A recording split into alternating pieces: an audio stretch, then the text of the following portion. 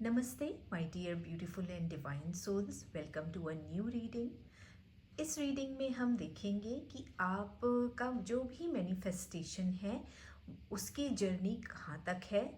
आपको इस manifestation journey में क्या ऐड करने की ज़रूरत है, क्या आपको लेट गो ऑफ करने की ज़रूरत है, क्या ऐसी चीज़ें जोड़ने की ज़रूरत है जिससे कि आपका जो मैनिफेस्टेशन है वो उसकी स्पीड बढ़ जाए और जो भी आपने सोचा है वो बहुत जल्दी मैनिफेस्ट हो जाए।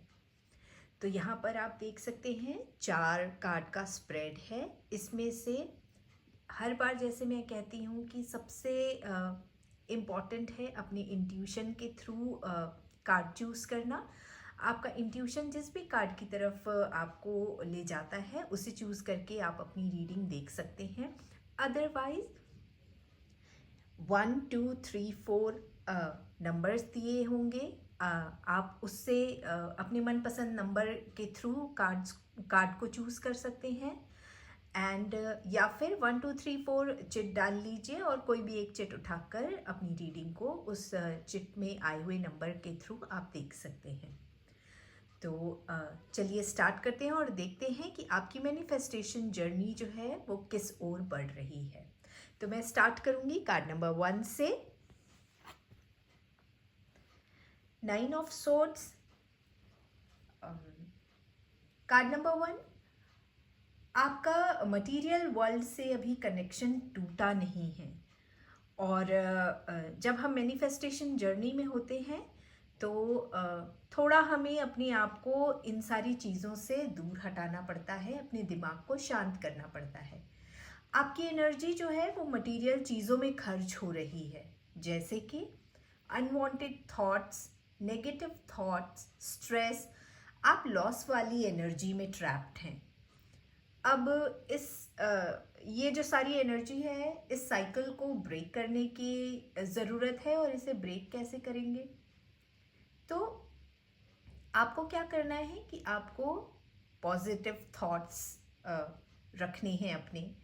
नेगेटिव थॉट्स आएंगे, मैं समझती हूँ कि ये कहना बहुत आसान है कि पॉजिटिव सोचिए, बट हम ह्यूमन बीइंग्स हैं और इस फिजिकल रेल्म में रहते हैं, तो दुख सुख स्ट्रेस ये सारी चीज़ें हमारे साथ लगी रहती हैं। तो नेगेटिव थॉट्स को आने दीजिए, स्ट्रेस होगा ही। अ, बस हम जो कर सकते हैं वो ये है कि हमें इन चीज़ों को कंट्रोल करना है। कंट्रोल करना हमारे हाथ में है। आप इन सारी चीज़ों से कितना अफेक्ट होंगे ये सारी चीज़ें आप खुद कंट्रोल कर सकते हैं। तो नेगेटिव थॉट्स आने दीजिए, नेगेटिव इमोशंस आने दीजिए, स्ट्रेस आने दीजिए, बट एक टाइम के बाद आपको उसे स्टॉप करना होगा। आपको ये समझना होगा कि ये सारी चीज़ें जो हैं वो मेरे काम की नहीं है, इससे मेरा कुछ भला नहीं होगा। जो चीज़ें हो गई और जो चीज़ अपनी हाथ में नहीं है उसका हम कुछ नहीं कर सकते, राइट? सिर्फ हम उसे इग्नोर कर सकते हैं। तो आपकी जो भी पॉजिटिव एनर्जी है ना वो इन सारी चीज़ों में खर्च हो रही है। इसलिए आपकी मैनिफेस्टेशन जर्नी जो है वो बहुत मैं उसमें इम्प्रूवमेंट नहीं देख पा रही हूँ। तो आप इन सारी negative thoughts, negative emotions, negative energy को छोड़िए, कंट्रोल कीजिए और अब फोकस कीजिए। आपका असली जो गोल है उस पर फोकस करने की ज़रूरत है। ऑल राइट, अब देख लेते हैं कार्ड नंबर 2 की क्या जर्नी है। S of swords. S of swords, आप समझ चुके हैं कि कुछ मैनिफेस्ट करने के लिए आपको मेंटल क्लैरिटी की ज़रूरत होती है। मेंटल क्लैरिटी होना बहुत ज़रूरी है, तभी आप जो है वो अच्छी तरह से सोच पाते हैं। ऐसा नहीं है कि मैनिफेस्टेशन की राह में आपको कन्फ्यूजन या अनसर्टेनिटी फेस नहीं करना पड़ता है। अ, बिल्कुल आप कन्फ्यूजन होगा, अ, किसी मोड़ पर आपको समझ में नहीं आएगा, अनसर्टेनिटी होगी कि ये काम कब तक होगा, लंबा चलेगा, मुझे इस काम को जल्दी ख़त्म करना है। इस टाइप के जो कन्फ्यूजन्स हैं वो सब आते हैं। ये सारी चीज़ें आपको फेस करना पड़ता है, लेकिन आप कंट्रोल ऑफ माइंड सीख गए हैं। कार्ड नंबर 1, यही आपको भी सीखना है। ओके, तो आप जो है ना अपने ब्रेन को कंट्रोल करना सीख गए हैं, और इसी टेक्निक का यूज़ करके आप अपनी मैनिफेस्टेशन की जर्नी में आगे बढ़ रहे हैं। अगर आप इसी तरह से आगे बढ़ते रहे तो आप बहुत जल्दी जो है अपनी गोल को अचीव कर पाएंगे। Card number 2। ऑल राइट, आइए देखते हैं कार्ड नंबर 3 की जर्नी कैसी है। Page of wands.